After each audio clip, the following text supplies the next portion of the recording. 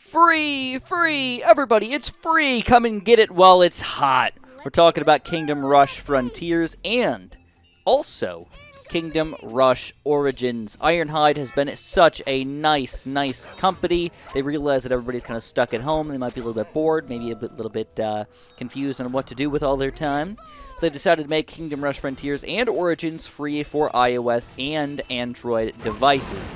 So if you guys are a little bit bored or just want to get back into a really awesome, fun game, well, have at it, man. They are currently free. I should have the links down there in the description for you guys if you're interested at all. There's not really much going on. I do have to say, though, that if you guys have not played these games, if maybe you just watched me for some reason without ever playing, hey, that's fine too. But if you guys have not played them, they are excellent games. Obviously, these are tower defense games for you guys. So, they get pretty interesting, to say the least. They're just always entertaining is the best way to put it. This is going to get wild, though. We've got some freaking Twilight Evokers going on right over here, so we're going to have to lightning these guys. We're going to go to the next wave right away, though. Looks like, oh yeah, excellent, man, excellent. But soon, let's just put these guys to sleep for now, and we're going to get our magic upgraded pretty darn high. So I should mention that I am currently playing the Steam version, in case you're curious, which is not free. Yes, I'm sorry. I don't mean to be negative Nancy's to you guys, but the Steam version is not free. It's only for mobile devices. How much does that really matter to you guys? I don't know. Hopefully it doesn't matter too much, but I just wanted to mention it really quick. If you guys have never played this game, though, if you're just curious about what it's all about, it's obviously a tower defense game.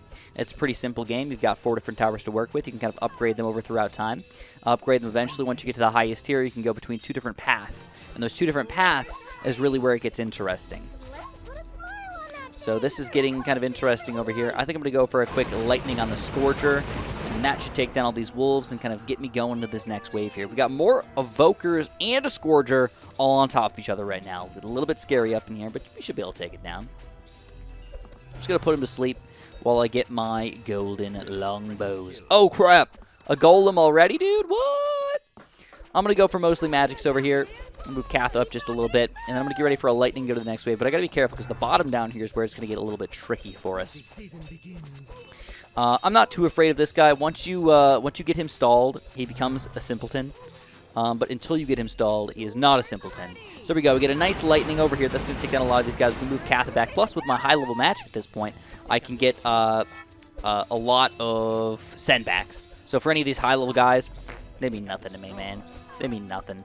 All right, so it looks like we're not sending out the wave early here. I'm a little bit afraid of that. I'm not afraid of this guy, but he's still here. So, obviously he's not easy to take down.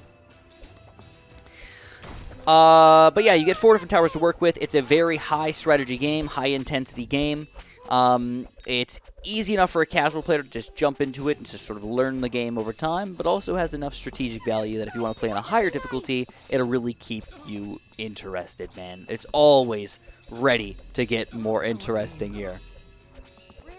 By the way, I'm actually a little bit curious. If anybody wants to answer this question for me, are you guys looking for any specific, any sort of specific types of videos on Kingdom Rush? I'm going to go through my Switch run-through of the game, which, by the way, is also on, Frontiers is also on Switch. It just got released about a week ago or so.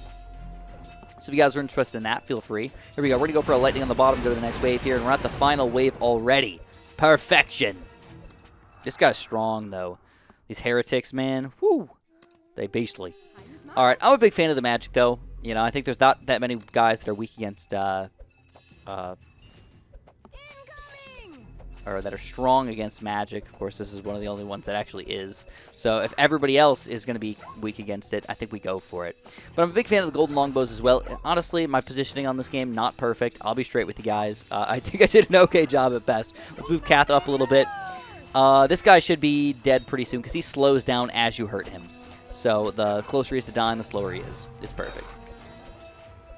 Let's go for a little bit more magic here. Big fan of the Elven Mages, by the way. Big fan of the Elven Mages. Kath, don't die on me, girl. Don't die on me.